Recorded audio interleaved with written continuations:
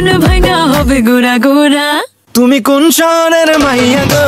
25টি cake কেটে এবং সদ্য প্রকাশিত তুফান সিনেমার উড়াধুরা গান বাজিয়ে বিশেষ এই দিনটি পালন করা হয় সেখানে, যেখানে শাকিব খান নিজেই উপস্থিত থেকে অনুষ্ঠানের শুভ সূচনা করেন। তুমি চাইলে তোমায় কিনা দিমু লাল ফেরারি গাড়ি। বাংলা চলচ্চিত্র জগতের জীবন্ত কিংবদন্তি, যাকে কোনো বিশেষণ দিয়ে মাপা যায় না, আমাদের সেই মেগা স্টার চলচ্চিত্র জীবনের রজত জয়ন্তী পার করলেন।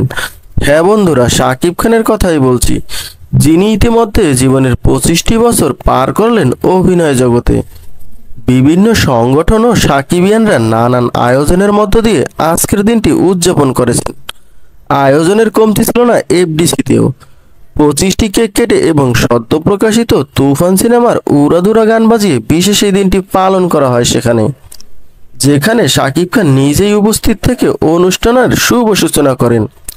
বন্ধুরা, শাকিব খানের রজত জয়ন্তীর এই অনুষ্ঠানটি আপনার কাছে কেমন লেগেছে অবশ্যই কমেন্ট বক্সে জানাবেন। সবাই ভালো থাকবেন, ধন্যবাদ।